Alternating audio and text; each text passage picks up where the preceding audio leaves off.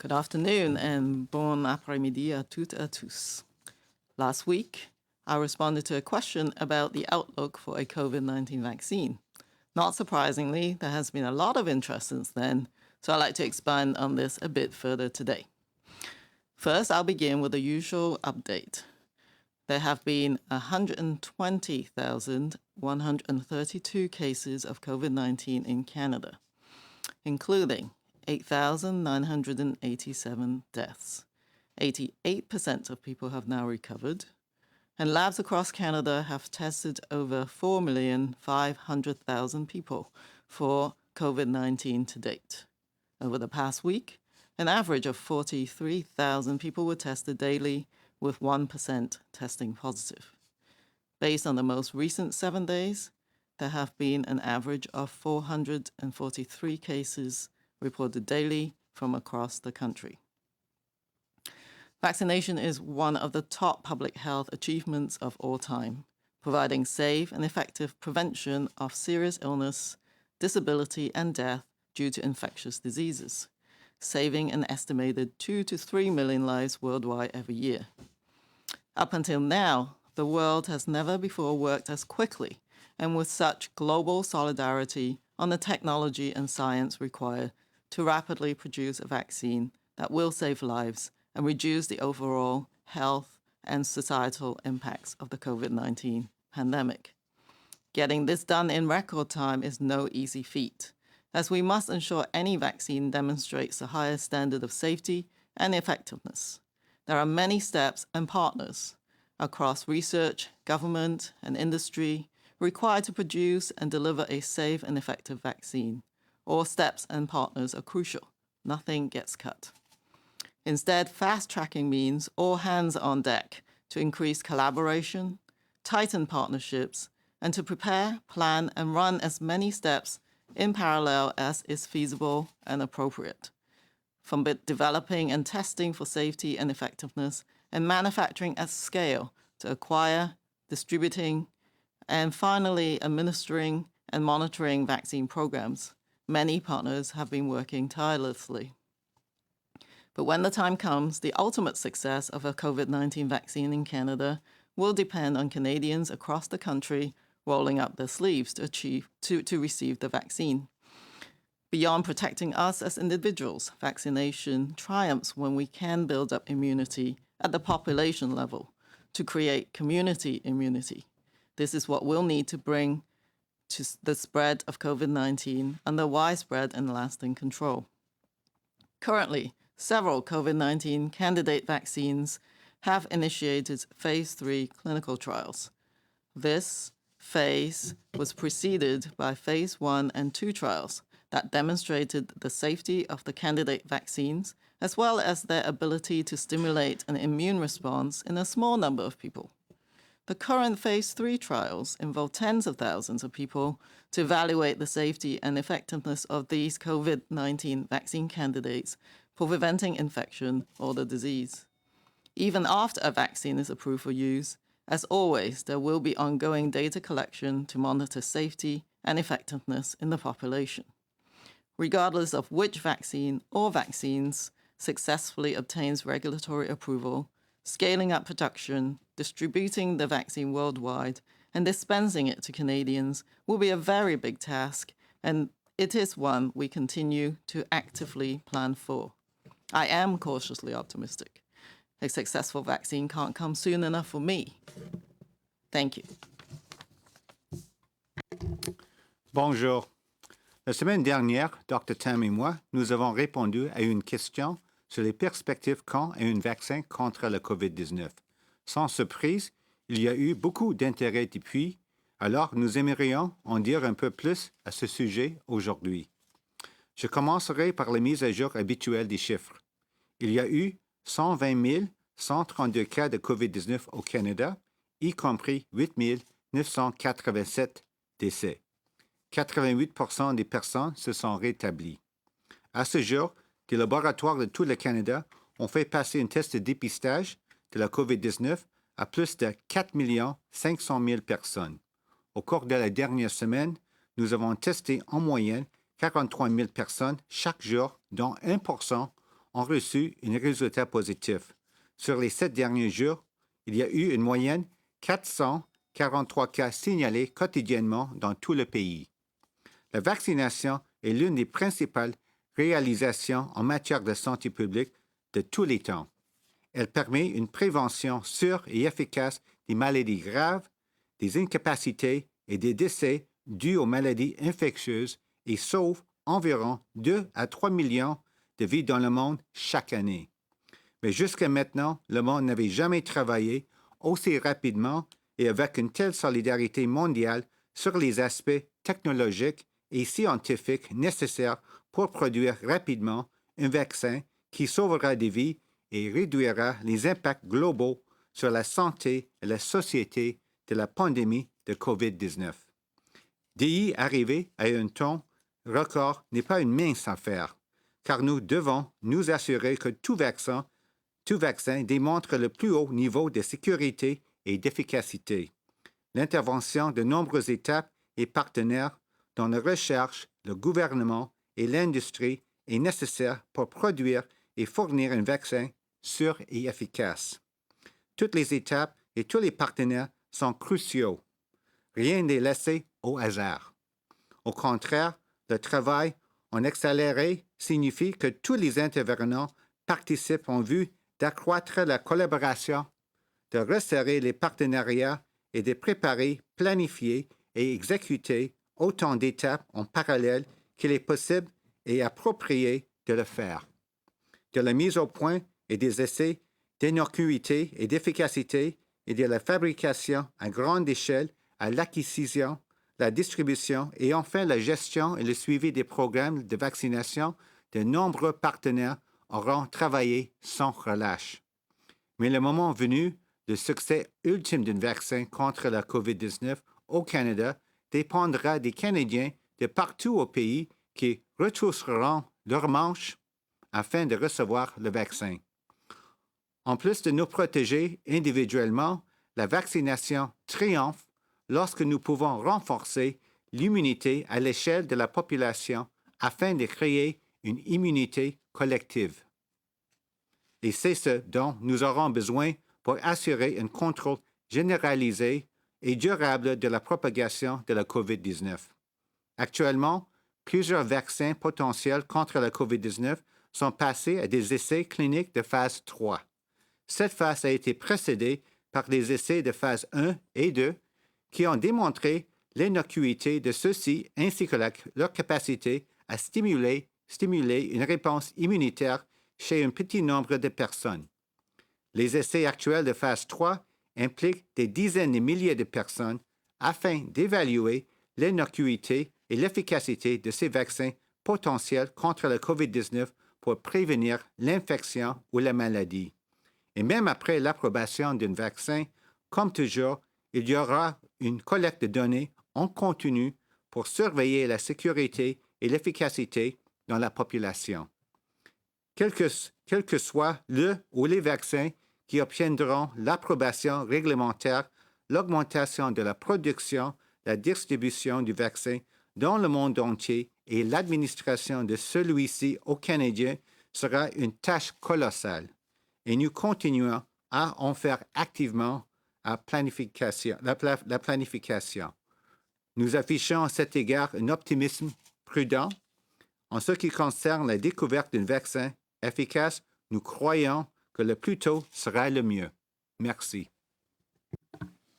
Thank you, doctors. We will now open the line to questions. Vous pouvez poser vos questions dans l'une des deux langues officielles.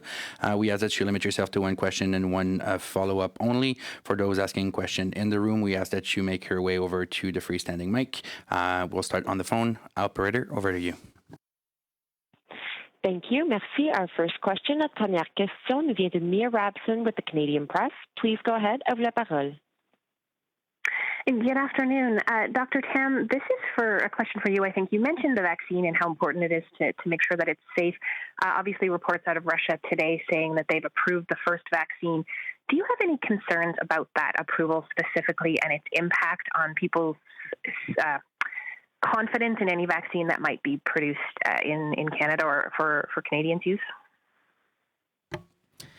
Well, I can't comment on the approval process for the Russian vaccine. Certainly in Canada, Health Canada is the regulatory authority and has solid processes, regimes in place so that before Health Canada approves a vaccine in any way, they will look at all the data that is produced through these phase 1 to 3 trials.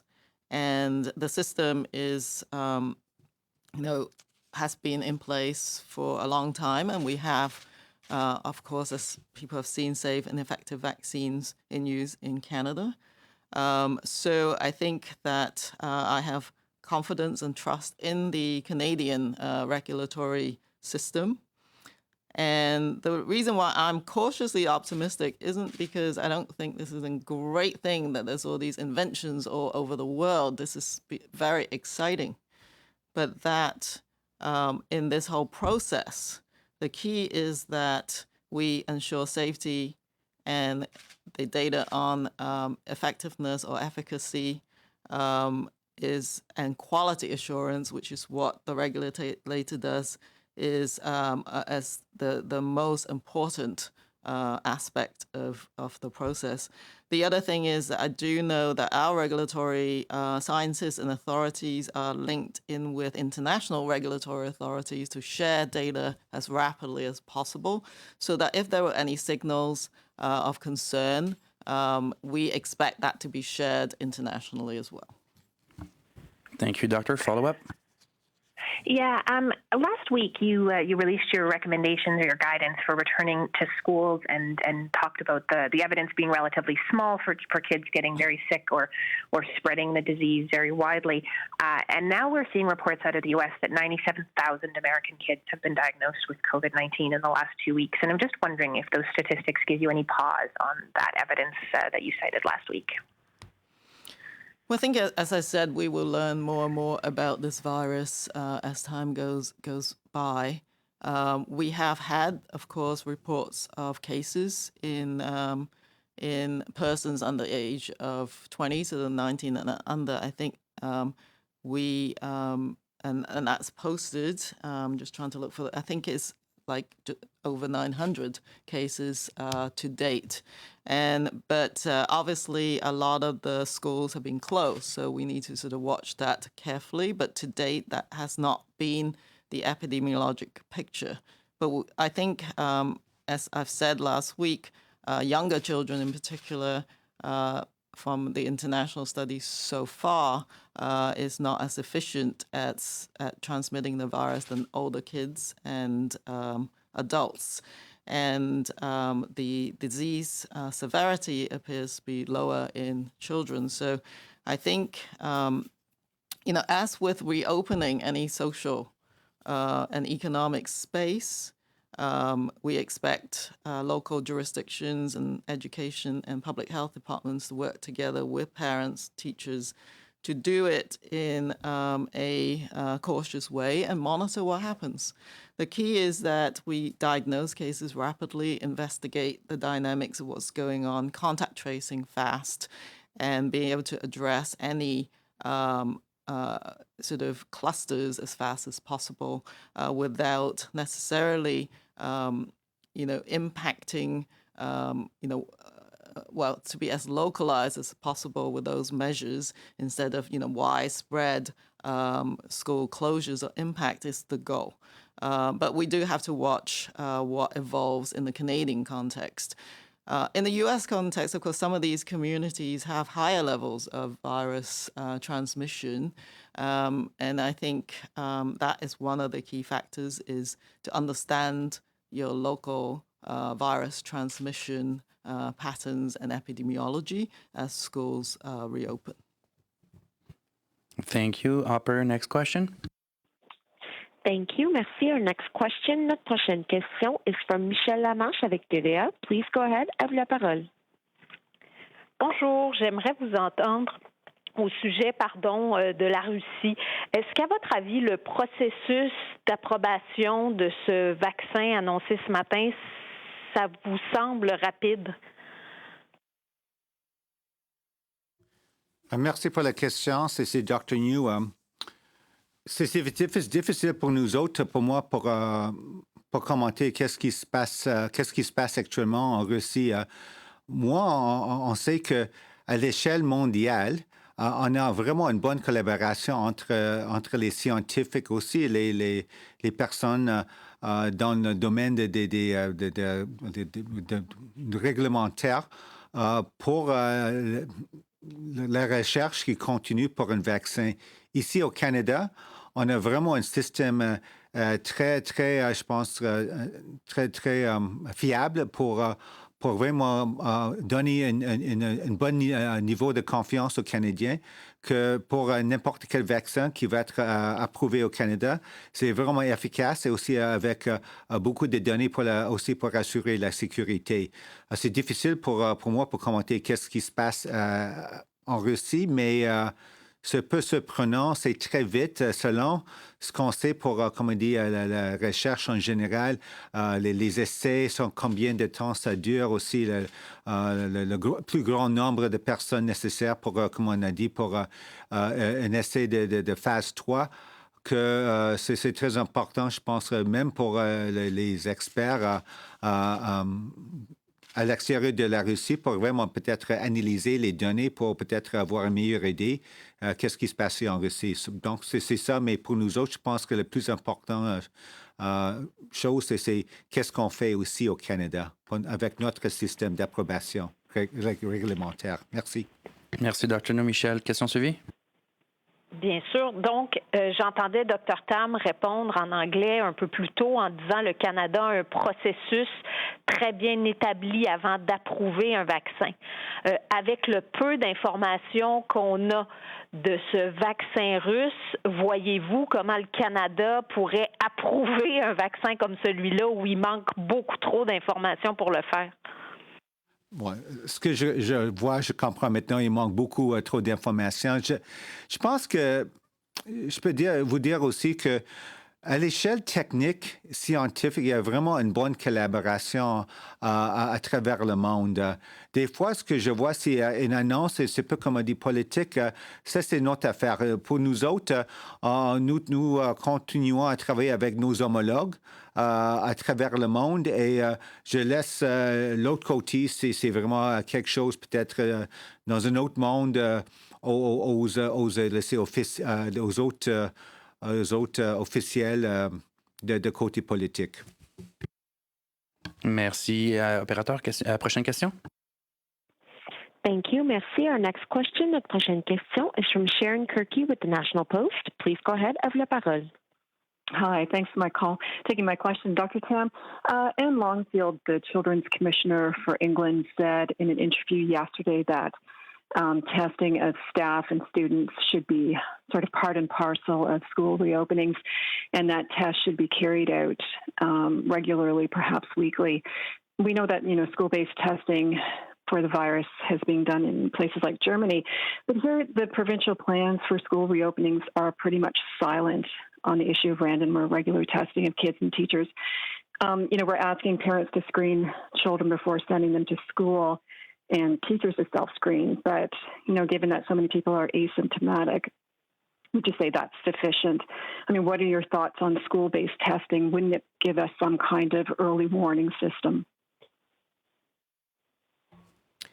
Yeah, I think it's an concept that people have proposed and will continuously evaluate these kind of approaches. But given the technology available to us right now, and we continuously pursue new diagnostic capabilities as well.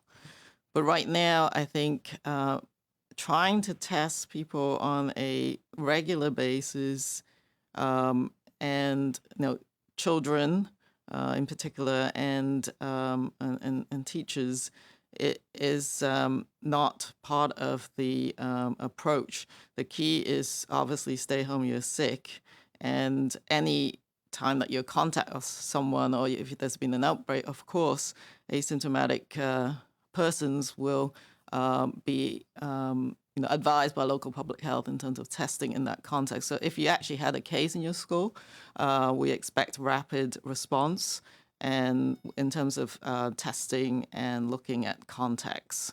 But, I think right now the technology in Canada doesn't support that kind of approach. And if you're asymptomatic, the tests right now, really have, we're assessing some of those approaches, but we have not found anything that is of sufficient performance to do that. And it's also a pretty big deal to try and to operationalize this at a local level as well. But we'll continue to examine what's in the realm of the possible and, the incorporation of testing into different aspects of reopening society for sure. It's Dr. Njoo. Maybe I just can add on to what Dr. Tam has said in terms of you're talking about sort of school kids and what's happening in the U.S. I think in many ways what's happening or what will happen in our schools here in Canada is also a reflection, as Dr. Tam has said, of what's happening in the local community. So I think it's very important to have a good understanding of how much the virus is circulating in any given community, because that would also dictate to what extent you might anticipate getting cases in the schools. For example, you were mentioning the U.S. I would say that certainly in certain communities in the U.S. where I think the lab positivity rate is quite high, probably over 5%, and so on, that if you have schools opening, then you might anticipate getting more kids testing positive.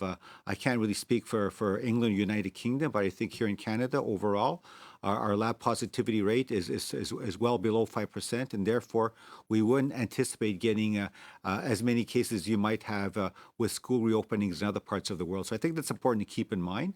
And certainly as we move forward, we're certainly open to looking at best practices, what's happening in other countries, and certainly at a local level, we'll leave it to the public health experts in the provinces, territories to adapt and see what works best in their context. Thank you. Thank you, Dr. Sharon. Follow-up question? Yeah, as part of that, you talk about you're exploring new technologies, and I know that some epidemiologists and others are saying we need those fast, cheaper tests like paper strip antigen tests that, test saliva as well as nasal specimens. They may not be as good as PCR tests, but they could be a benefit to situations like school reopenings. And in some states like Arkansas, they've begun purchasing antigen testing kits and machines, and they're prioritizing them for K-12 schools, right? So is Canada working on evaluating and approving antigen testing? Yeah, I'm aware of a number of technologies coming up that is currently actively being evaluated, including some of the technologies that you have mentioned, both from some of the laboratory public health labs, including the National Microbiology Lab, are helping to evaluate some of these newer approaches right now in reference to the tests that we have now, which is mainly PCR-based, lab-based testing. So absolutely, we're actively pursuing looking at that. And there has been a innovative process put out as trying to find the next technology available for Canada as well. So there's been some innovation funding provided to do that, and includes antigen testing. There are some of these newer approaches being submitted to the regulatory authority, Health Canada, right now. So they're also part of this effort to find us more sort of feasible, easy to use tests. We're also examining, and some of this is already going on things like wastewater monitoring, so that can potentially provide yet another approach to seeing if the virus is, as a signal for the virus appearing in certain communities as well. So, yes, and just like the vaccine effort, the testing effort is going on all fronts to try and find us the appropriate next technologies. Thank you, Doctor. We will now turn over to the room. CTV.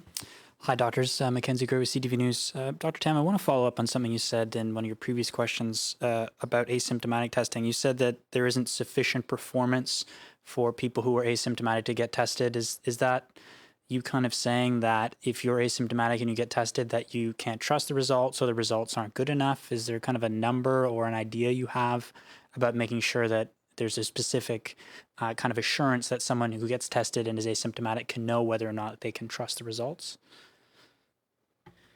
So obviously, how the testing can help depends on the context. So if you're a close contact of someone, or if you are part of an outbreak investigation, public health authority will look at testing asymptomatic people in that context.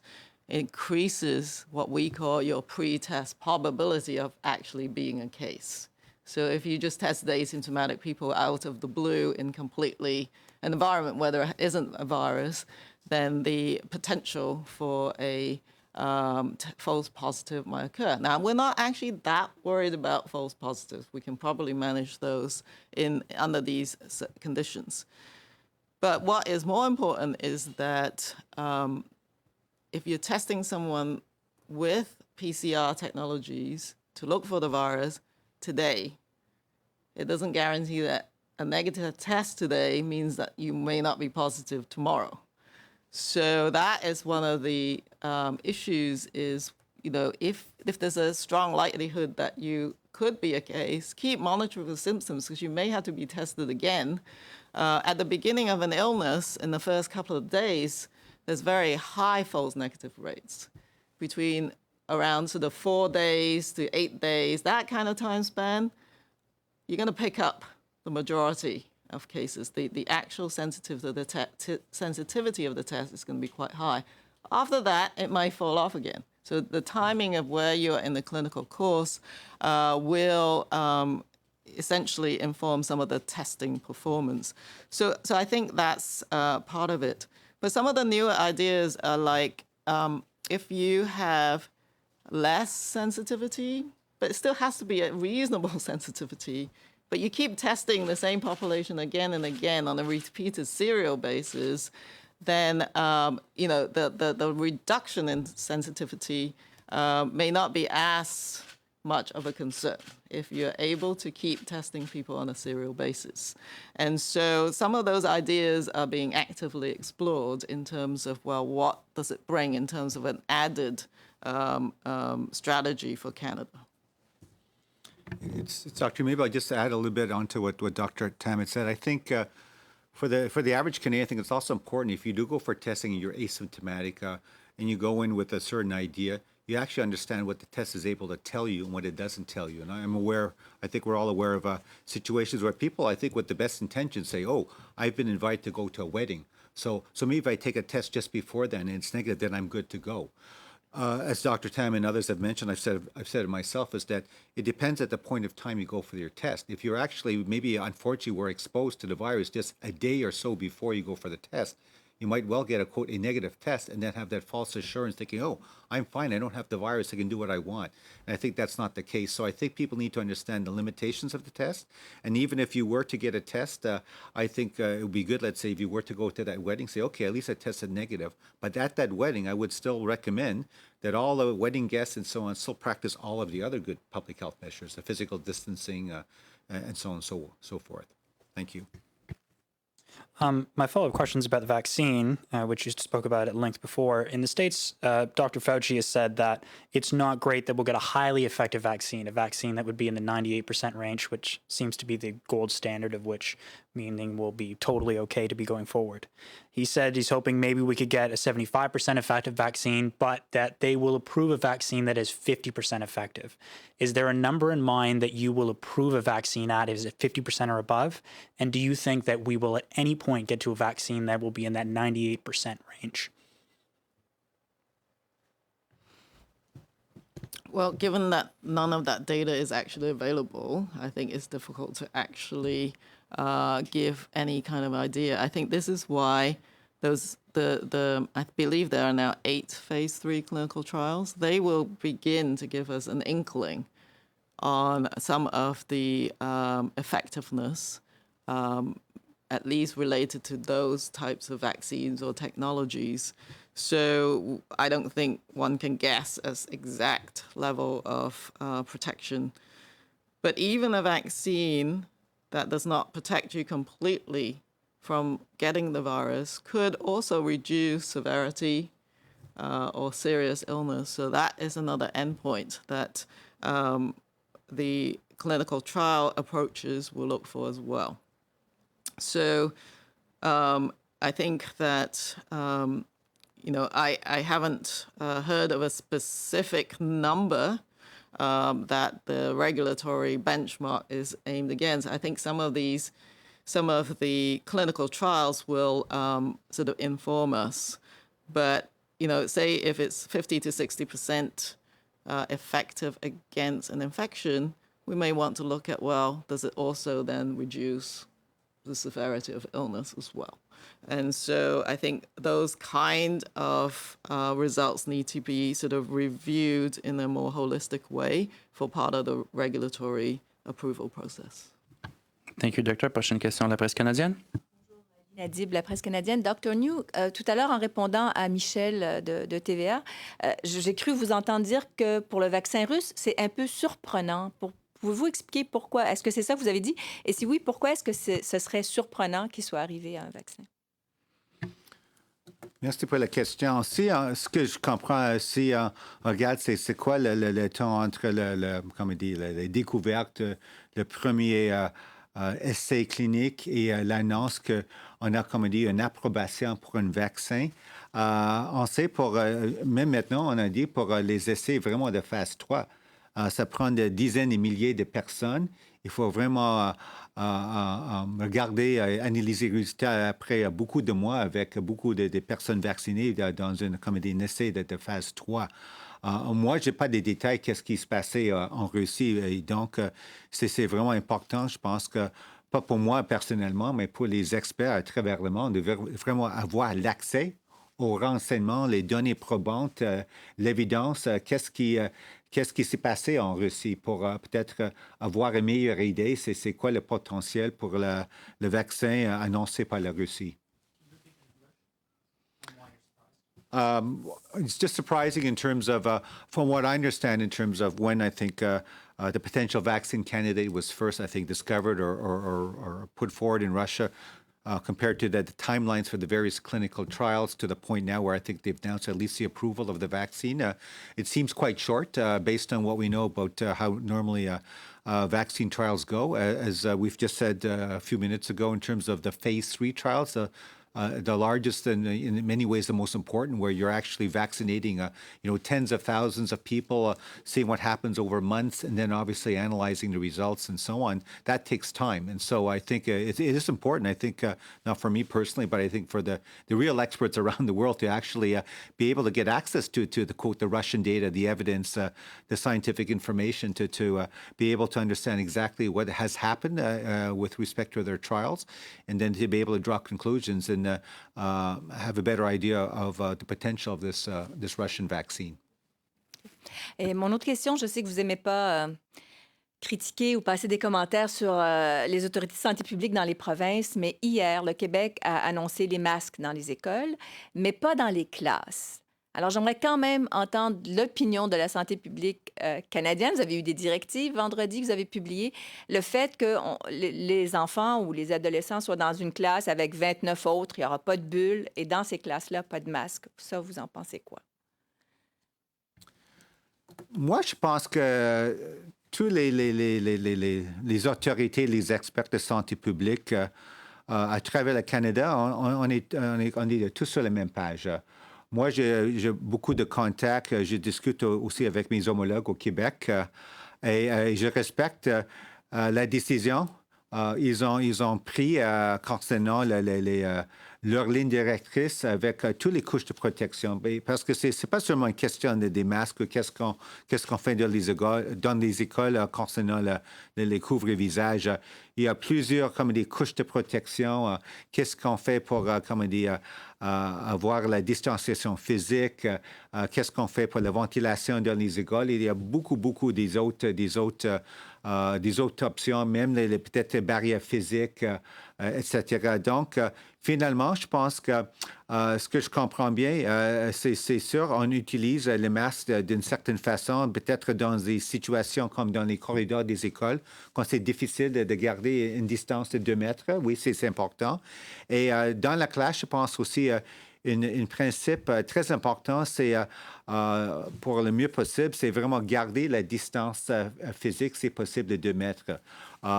Avec les autres options comme la ventilation et le port de masque dans les corridors, je pense que c'est dans l'ensemble. Je pense que ce que les autorités de santé publique et aussi d'éducation au Québec ont élaboré, je pense que oui. Je pense que les principes sont séparés partout au Canada aussi, avec même ce que nous avons aussi dit dans nos lignes directrices. Mais vous parlez de distance de 2 mètres en classe. Vous savez que c'est absolument impossible, là. Des classes de 25-30 élèves avec 2 mètres entre chacun, là, ils ne sont pas dans des salles comme ici, là.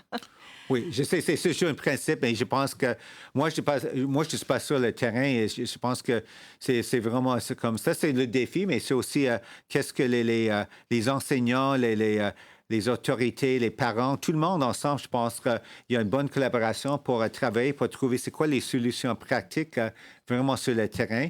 Parce que comme on dit plusieurs fois, c'est pas seulement une mesure. C'est on garde tous les principes de santé publique. Même, je n'ai même pas mentionné que un autre aspect très important, c'est aussi le nettoyage environnemental, aussi pour assurer que tous les enseignants et les étudiants ont bon accès au savon et aussi l'eau pour se laver les mains fréquemment. Il y a plusieurs aspects pour, avoir le meilleur, ensemble de couches de protection.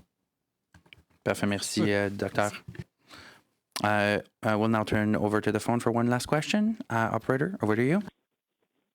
Thank you. Merci. Our next question, notre prochaine question, is from Heather Urix-West from Global National. Please go ahead. À vous la parole. Thank you for taking my question. And Dr. Tam, I just wanted to talk to you about class sizes. Given the experiences of countries like Israel, are you concerned that the majority of provinces have not committed to smaller class sizes, limiting the number of kids in classes? I think, as everyone appreciate, education is in the sort of provincial, local domain. Our recommendation in terms of public health measures, of course, does recommend physical distancing.